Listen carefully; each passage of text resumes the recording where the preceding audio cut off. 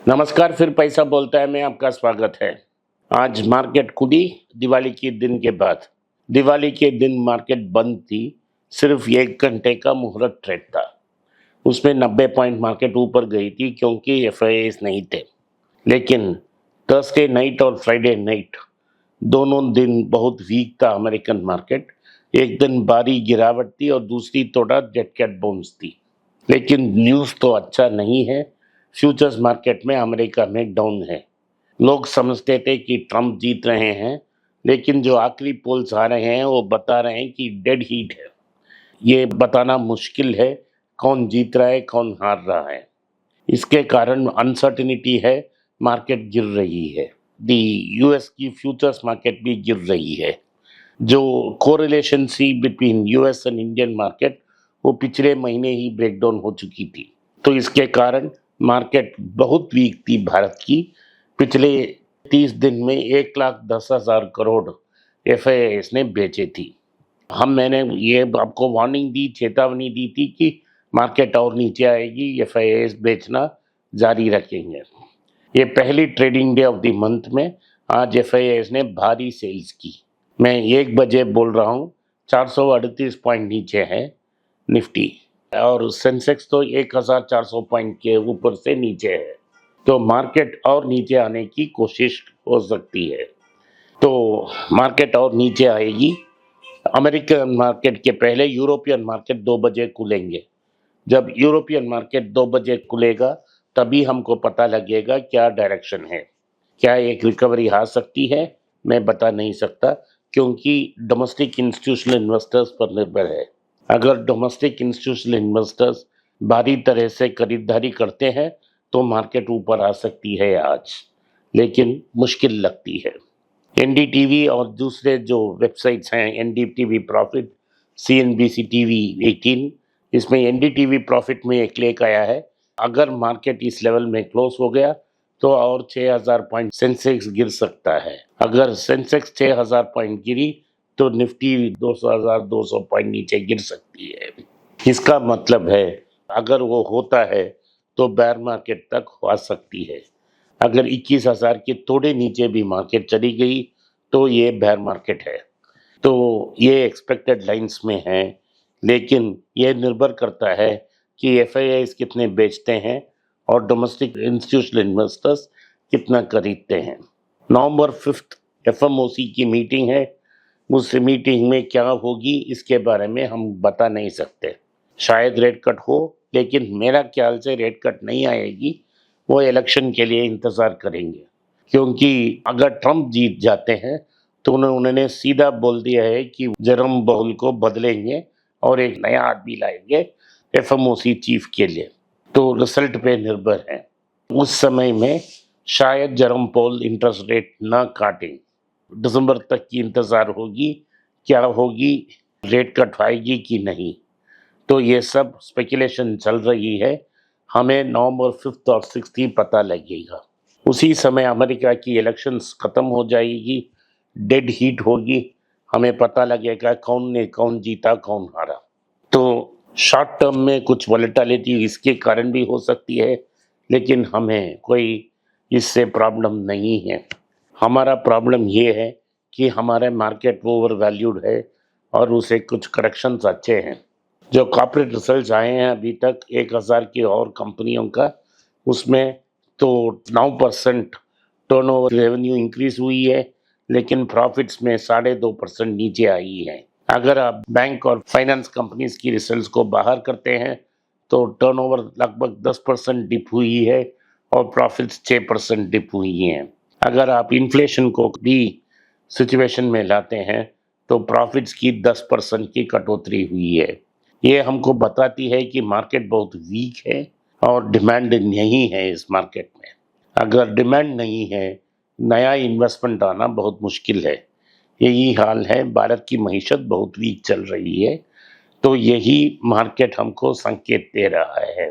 तो इस समय में अगर एफआईआईस बेच रहे हैं तो डोमेस्टिक इंस्टीट्यूशनल इन्वेस्टर्स अगर नहीं है मार्केट में तो मार्केट भारी गिरावट आ सकती है। वही एनडीटीवी प्रॉफिट का आर्टिकल बताता है। तो आज में अन्य खबर हम देखते हैं। क्या क्या खबर है। डाउ में एक बदलाव आया है 30 स्टॉक्स में। इंटेल को बाहर किया गया है और एनवीडिया को अंदर लाया गया है। तो ये सिस्मिक चेंज है और डाउ बहुत स्ट्रेंथन होगा इसके कारण। अगला न्यूज़ ये है कि वॉरेन बफेट ने अपना एप्पल स्टॉक का जो सेल्स वो कर रहे हैं वो लगातार कर रहे हैं। जो स्टेक 180 बिलियन डॉलर की थी वो कटकर 60 बिलियन डॉलर तक पहुंच गई है और भी सेल्स करने का चांसेस ब्राइट है। इंडिया के फार्मा इंडस्ट्री में दो बुरी न्यूज़ हैं। एक है डॉक्टर रेड्डी का एक मेडिसिन जिसको 3 लाख बॉटल्स वापस ले रहे हैं क्योंकि उनकी गुड मैन्युफैक्चरिंग प्रैक्टिसेस नहीं है और उस अगर वो दवा में कुछ short term diseases reversible conditions आ रहे हैं तो उन दवा को बाहर लेके आ रहे हैं। मार्केट इस न्यूज़ को ऑलरेडी डिस्काउंट कर चुकी है। आज सुबह जब मैंने देखा रेड्डी में करेक्शन नहीं था। सन फार्मा एक नया ड्रग लॉन्च करने वाली थी जेनेरिक, उसको एक स्टे मिल गया है। उसकी कॉम्पिटिटर जो ओरिजिनल पेटेंट होल्डर है उन्होंने कोर्ट जाकर एक स्टे ले ली है। सन फार्मा एक जेनेरिक ड्रग नहीं लॉन्च कर सकती। अगर वो सेटलमेंट नहीं हो पाई तो 2026 में ही ये लॉन्च पोस्टपोन हो जाएगी। तो उस समय तक सन फार्मा को इंतज़ार करना पड़ेगा। तो आज अर्ली मॉर्निंग ट्रेड में सन फार्मा 5% नीचे थी और रिकवरी का संकेत अभी तक नहीं है। कैंपा कोला की लॉन्च के बाद रिलायंस और एंट्रेंस कंपटीशन को चुनौती दे रही है। अभी उन्होंने लॉन्च की है स्नैक्स और नमकीन। वो लेस, बिंगो और अदर कंपनीज को भी चैलेंज कर रही है अपने न्यू प्रोडक्ट्स के साथ। प्राइस वॉरियर की रोल अदा करेगी, प्राइस को कम कर कर मार्केट कैप्चर करने की कोशिश करेगी। ये रहा रिलायंस का न्यूज़। टाटा मोटर्स में एक न्यूज़ है कि पीबी बालाजी जो 2017 इस कंपनी को ज्वाइन किए थे वो उन्होंने हिंदुस्तान यूनिलीवर से इधर शिफ्ट हुए थे। वो दोनों कंपनी टाटा पैसेंजर व्हीकल और टाटा कमर्शियल दोनों कंपनी की चेयरमैन या वाइस चेयरमैन रहेंगे और दोनों कंपनी को गाइड करेंगे। उनकी अद्भुत भूमिका इसमें रही कि कंपनी को गाइड करके उन्होंने नेट डेट ज़ीरो बना दी इस कंपनी को और जैगवार को भी टर्न अराउंड कर कर उसे अच्छा ब्रांड बनाया। सो ये तो कंफर्म न्यूज़ नहीं है लेकिन चंद्रशेखर का बैकिंग उनके पास है। अभी ये टाटा सन्स बोर्ड मीटिंग और टाटा मोटर्स की बोर्ड मीटिंग के बाद ही ये सुनिश्चित होगा कि पीबी बालाजी का रोल क्या होगा। इलेक्ट्रिक टू व्हीलर्स की सेल्स बहुत अच्छी रही इस महीने में। लगभग 2 लाख यूनिट्स की सेल्स हो गई है। इसमें टू व्हीलर की सेल्स 50% ऊपर गई है और फोर व्हीलर्स की सेल 10,000 तक पहुंच गई है। टाटा मोटर्स की 6,500 इलेक्ट्रिक कार्स बिकी हैं और एमजी मोटर्स जेएसडब्ल्यू का 2,500 और सब अनेक कार कंपनियां मिलकर 1,000 कार बेचे हैं। अभी ओला ने 50% लगभग 40% डिस्काउंट देकर मार्केट लीडरशिप फिर से ले ली है 39,000 व्हीकल्स बेचकर। दूसरी जगह पे टीवीएस 30,000 व्हीकल्स बेचकर है और बजाज तीसरी जगह 28,200 व्हीकल्स बेचकर। ये बजाज के लिए एक रिकॉर्ड महीना है जितना टू व्हीलर्स वो कभी नहीं बेचे हैं। अभी तक पिछले महीने में जो सीएनजी बाइक है बजाज फ्रीडम उन्होंने 11,000 नंबर्स बेचे हैं और जो लॉन्च के बाद अभी तक 22,000 सीएनजी बाइक्स बिक चुके हैं। आज भारी करेक्शन है बजाज की स्टॉक में, एक्सपेक्टेड लाइंस में है क्योंकि ऑलरेडी वो ओवर वैल्यूड स्टॉक थी। आज जिन स्टॉक्स गिर रहे हैं वो सारी ओवर वैल्यूड स्टॉक्स हैं।